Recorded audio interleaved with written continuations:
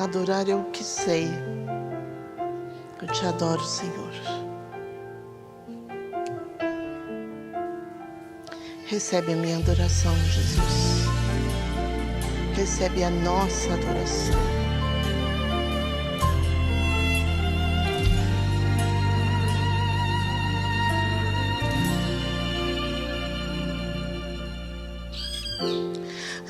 Adorador,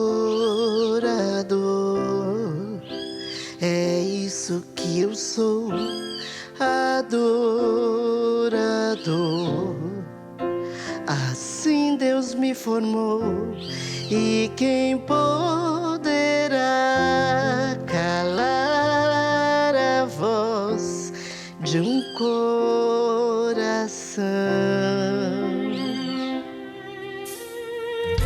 Se eu subir aos céus, eu sei que lá estás.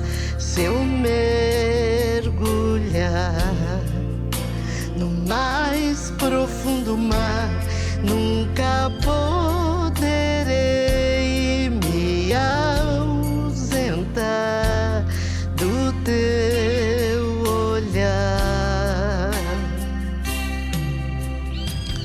Tu és o Deus que me sondas, tu és o Deus que me vê. Não tenho todas as respostas, mas de uma coisa eu sei: por toda a minha vida te adorarei. Adorar é o que sei, adorar é o que sou. Nada pode calar um adorador. Não existem prisões que contenham a voz de quem te adora, Senhor. É o que sei, é o que sou. Um adorador. Prisões que contenham a voz de quem te adora, Senhor.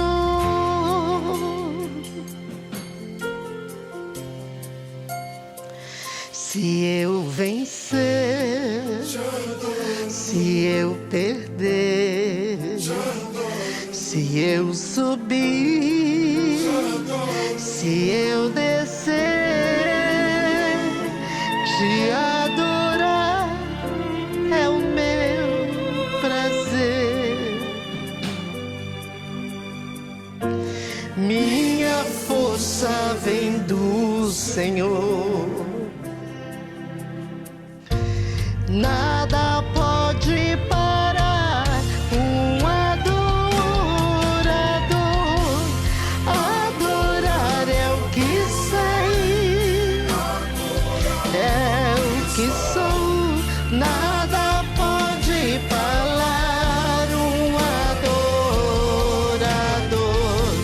Não existem prisões que contenham a voz de quem te adora, Senhor. É o que sei, é o que sou. Nada pode calar um adorador. Prisões, a voz de quem te adora, a voz de quem te adora, a voz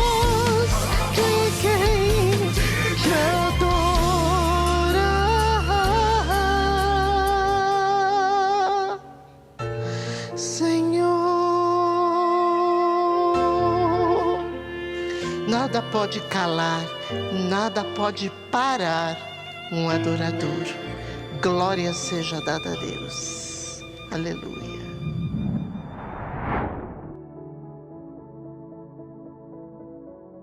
A paz do Senhor, amada igreja, amado irmão e irmã, sejam bem-vindos a mais um culto da série Falando de Deus. E hoje ministraremos mais um episódio do tema Liberdade, episódio 8. Eu espero nós concluirmos em 10 episódios esse tema que tem sido uma grande bênção em nossas vidas. Se você perdeu algum dos episódios passados ou cultos passados, é só você ir lá no canal do Ministério Folha em Branco, dar um like lá, escolha o culto que você quer assistir, assista e seja grandemente abençoado. E durante os cultos você também pode participar nos mandando comentários ou sugestões ou orações, pedidos, para que nós possamos juntos, estarmos aprendendo mais de Deus e ganhando mais intimidade com o Senhor em nome de Jesus. Domingo passado, uma pequena introdução, eu e a pastora Angie Medrado fomos visitar uma pequena igreja que fica aqui perto de casa. Essa igreja, nós tivemos lá uma vez, há 10 anos atrás aproximadamente. E naquela época, nós estávamos passando por um momento bem difícil, algumas lutas, algumas tempestades sobre nossas vidas. Eu não era pastor, eu era missionário, a pastora Angie Medrado era diaconisa. E nós então resolvemos entrar nessa pequena igreja, bem pequena mesmo, né? Tinha lá um irmão que estava tocando, e o pastor, que ia pregar, acho que mais uns 2, 3 obreiros um em cada canto, mas nós entramos naquele lugar com o objetivo de sentarmos no fundo, ouvirmos a palavra, levantarmos e ir embora. E quando então o pastor toma a palavra, lá do púlpito, ele olha para mim e ele diz assim, o seu lugar não é aí, é aqui no altar. Então ele me convida a ir lá na frente para que tivesse a oportunidade de dar uma saudação, sem que ele me conhecesse, sem que ele soubesse do que eu estava passando, mas Deus sabia de todas as coisas. E ele, aquela atitude, da forma que ele foi usado por Deus, eu aprendi que o meu chamado era muito maior do que as lutas que eu estava passando. O meu chamado ministerial era muito maior do que as lutas que eu estava passando. E nesses últimos domingos, nesse último domingo também, eu estava de manhã, antes de levantar, e me veio à mente essa igreja, essa pequena igreja. Me veio à mente, o que ela representou há 10 anos atrás. E eu senti no coração o desejo de visitá-la novamente. Ela fica a 10 minutos aqui de casa. E eu e minha esposa, então, fomos ao culto do final da tarde. Fomos muito bem recebidos pelos obreiros que ali estavam. O pastor nos veio cumprimentar, mas não se lembrou de mim. Também é natural, são tantas pessoas, E quando ele tomou a palavra e nos apresentou como os visitantes, ele me chamou para uma saudação, porque quando ele preenche aquela fichinha de visitantes, eles perguntam se você é de alguma igreja, que é normal, qual é o seu cargo, etc. E foi quando eu contei, então, essa história, do que Deus fez, como Deus usou a vida daquele pastor, daqueles homens e mulheres de Deus naquele lugar, há 10 anos atrás, e do quão foi importante aquele momento que eu estive com eles. Eu agradeci a Deus pela vida do pastor Benedito, um grande abraço ao pastor Benedito, aos amados irmãos daquela igreja, Jesus é amor, e que Deus continue a derramar suas ricas bênçãos sobre essa congregação, sobre esses homens e mulheres corajosos de Deus, usando, capacitando cada vez mais para a grande obra do Senhor. Quão bom é Deus que usa os seus servos e servas para nos abençoar, para nos renovar as forças e nos ajudar na nossa grande caminhada. Foi um momento muito especial. E interessante que os louvores que eles cantaram me levaram lá atrás, no passado, das igrejas bem simples que nós participávamos, onde o louvor da harpa era muito entoado. E um deles, que inclusive eu fui proibido de cantar pela minha esposa, porque ela disse que a minha voz vai assustar todo mundo. É um hino da harpa, é o hino 577 da harpa, né? E a letra dele, essa segunda estrofe, diz assim: quando tudo perante o Senhor estiver, e todo o teu ser ele controlar, só então hás de ver que o Senhor tem poder, quando tudo deixares no altar. Glória seja dada a Deus. E eu me lembro que esse louvor, um pastor que me trouxe de volta a Cristo, numa Assembleia de Deus chamada Assembleia de Deus Horebe, há muitos anos atrás, pastor Ari, ele cantava esse louvor no altar. E quando ele cantava esse louvor, o mover era muito grande.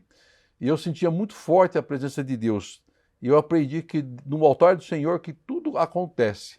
No altar do Senhor que os milagres acontecem sobre nossas vidas. Guarda isso no teu coração. Guarda isso na sua vida. Deus opera fortemente através da simplicidade, né, das pessoas. E obrigado a Deus, né? Agradeço ao Senhor pela vida dos irmãos da igreja Jesus é Amor em Cristo Jesus. E eu te convido então a abrir em Atos 3, versículo 1 ao versículo 8, para a nossa sequência desse tema liberdade, episódio 8, Atos 3, a partir do versículo 1 ao versículo 8. Diz assim a palavra de Deus: certo dia, Pedro e João estavam subindo ao templo na hora da oração, às 3 horas da tarde. Estava sendo levado para a porta do templo, chamada Formosa, um aleijado de nascença, que ali era colocado todos os dias para pedir esmolas aos que entravam no templo. Vendo que Pedro e João iam entrar no pátio do templo, pediu-lhes esmola. E Pedro e João olharam bem para ele. Então Pedro disse: olhe para nós. O homem olhou para eles com atenção, esperando receber deles alguma coisa. Disse Pedro: não tenho prata nem ouro, mas o que tenho, isto lhe dou. Em nome de Jesus Cristo, o Nazareno, ande. Segurando-o pela mão direita, ajudou a levantar-se, e imediatamente os pés e os tornozelos do homem ficaram firmes. E de um salto pôs-se em pé e começou a andar. Depois entrou com eles no pátio do templo, andando, saltando e louvando a Deus. Amém. Glória seja dada a Deus por essa palavra. Até o versículo 8, depois você, na sua casa, você leia o restante da passagem, que é uma passagem abençoada. Vamos buscar um entendimento através da palavra e do estudo de hoje sobre como vivermos intensamente os milagres de Deus. A palavra de Deus começa registrando que Pedro e João estavam indo para o templo orar, que era uma das marcas da igreja primitiva. A oração, a busca constante de Deus. A oração é o alimento do cristão. A oração é onde nós nos fortalecemos. É na oração que nós temos um canal direto com o Senhor.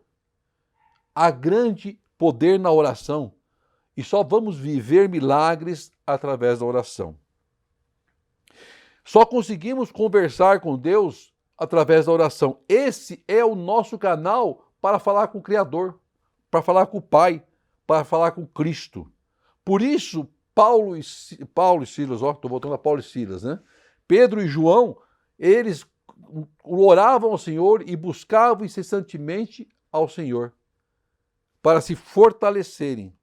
Aí no versículo 2 diz assim: estava sendo levado para a porta do templo chamado Formosa. Vou parênteses aqui. Vamos entender o que significa a parte do templo chamado Formosa. O que seria essa porta do templo, chamado Formosa. A porta Formosa era uma das portas do templo de Jerusalém, também conhecido como Templo de Herodes, e estava construída no meio de um grande pátio chamado Pátio dos Gentios.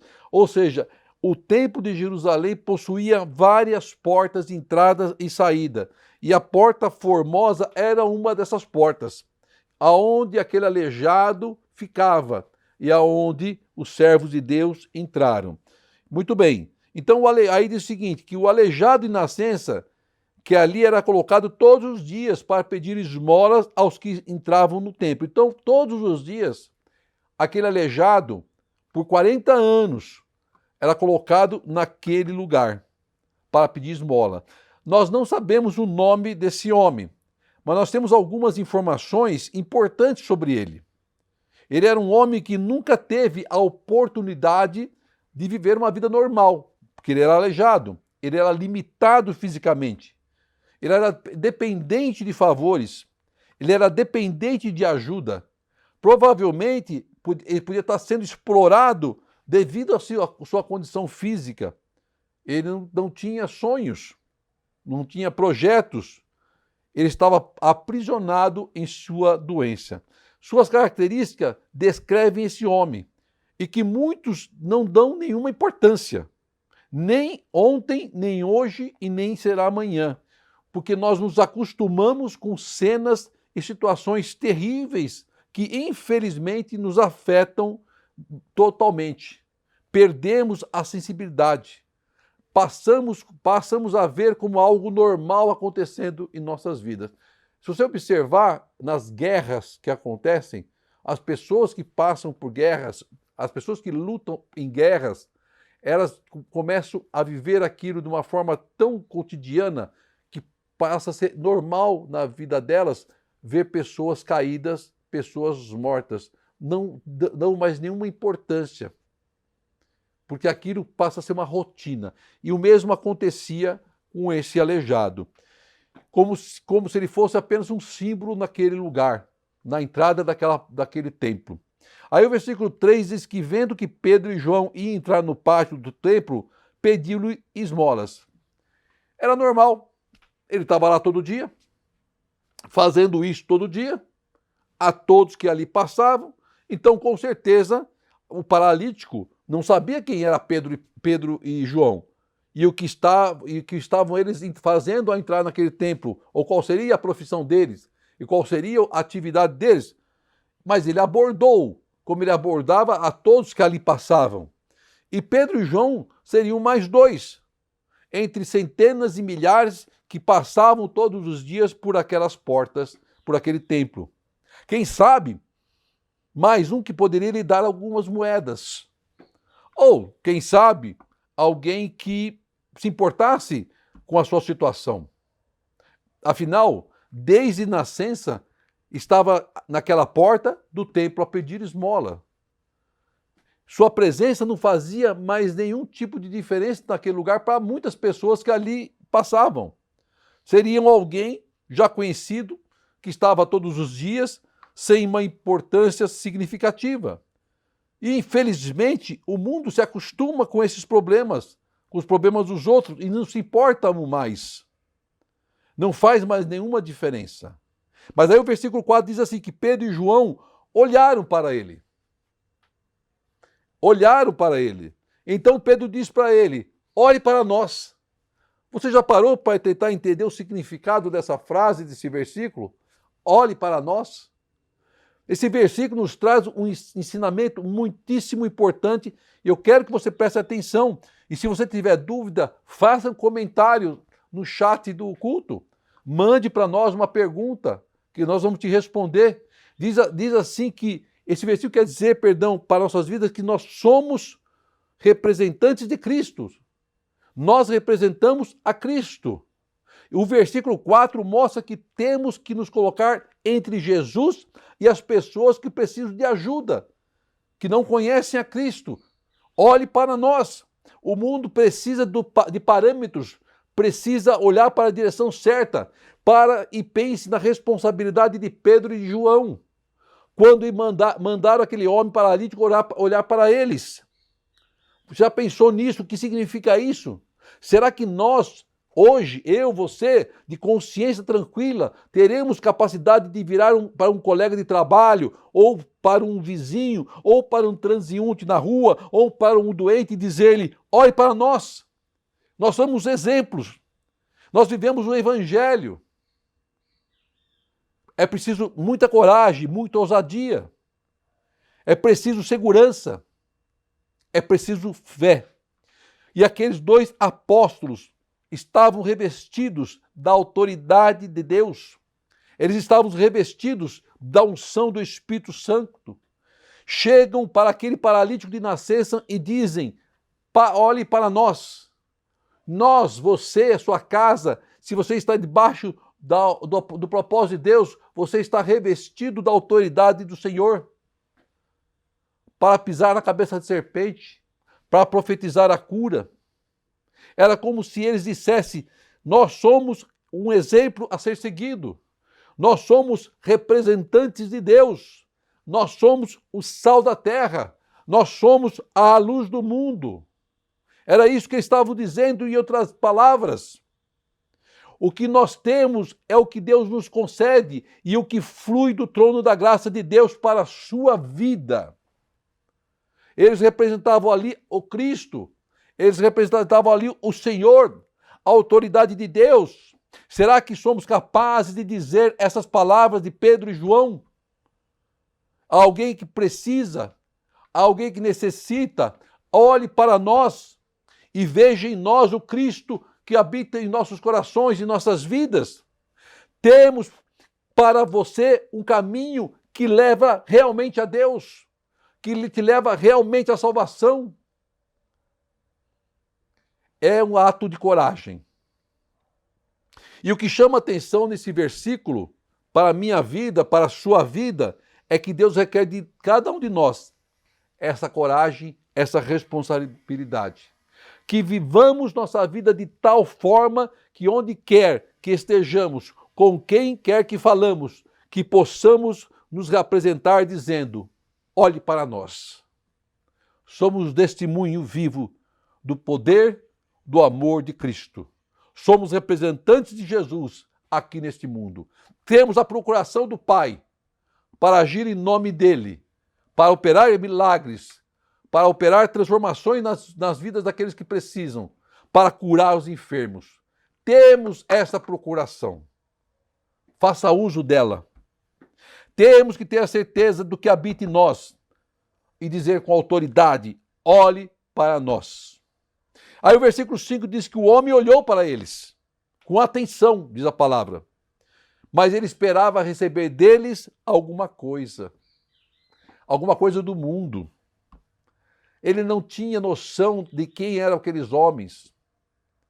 Ele buscava coisas materiais. E quando estamos no mundo e não conhecemos a Cristo, procuramos ver as coisas pelos olhos carnais e não os olhos espirituais. Não temos discernimentos. Não temos entendimento das coisas do Senhor, das coisas de Deus, das coisas espirituais. Estamos aprisionados no mundo. Vivemos e estamos acostumados com as coisas do mundo. Nos acostumamos com favores, de viver debaixo do jugo do homem. Nos acostumamos com o pecado. Nos acomodamos com as situações do dia a dia do mundo. E nos esquecemos que existe algo muito maior do que o mundo pode nos oferecer. Muito maior. Mas quando olhamos com os olhos espirituais, vivemos a vida em Cristo e somos libertos de tudo isso. De tudo isso. Aquele homem vivia uma prisão há mais de 40 anos. Há mais de 40 anos. Ele, durante esse tempo, pessoal, aprendeu a pedir esmolas, a viver de restos, a viver de sobras, ser um pedinte. Só pede, pede, pede. A sua vida não avança, nada acontece. Você já conheceu alguém assim?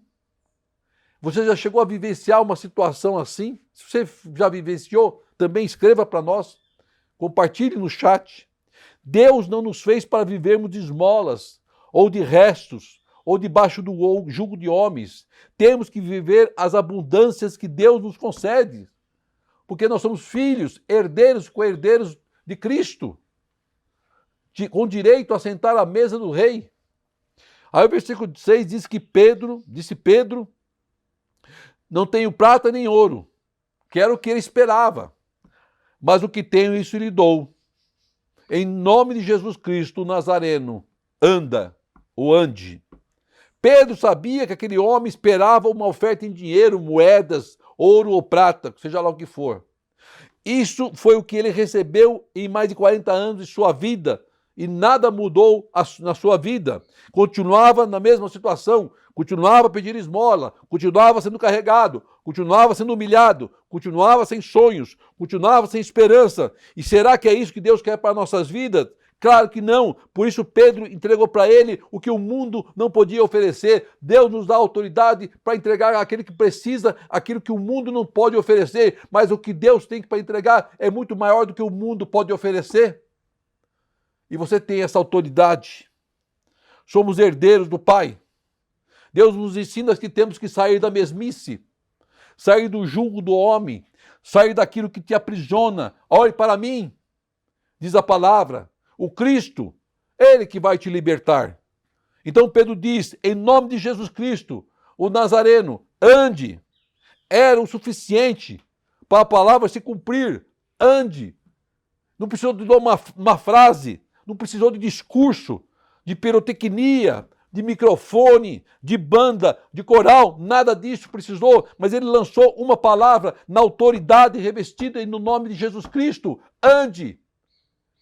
E aquele homem então recebe algo que o mundo jamais conseguiu lhe dar, dos 40 anos que estava à porta daquele templo. Nem o inferno, nem o homem, nem doença, nem paralisia vai impedir que a vontade de Deus seja feita sobre a sua vida. Por isso, meu irmão, minha irmã, saia dessa paralisia que te aprisiona e viva a liberdade que Deus tem para nos entregar hoje, em Cristo Jesus. Aí o versículo 7 diz que, segurando-o pela mão direita, ajudou a levantar-se, e imediatamente os pés e os tornozelos do homem ficaram firmes. Foram tantos anos de aprisionamento que aquele paralítico era incapaz de tomar posse de sua bênção. Foi preciso o homem de Deus ajudá-lo a sair daquela paralisia de mais de 40 anos, ajudá-lo a se levantar. Deus vai cumprir sua palavra em nossas vidas e vai nos ajudar a tomar posse dela, creia. Se a cura que você busca, olhe para mim e seja curado.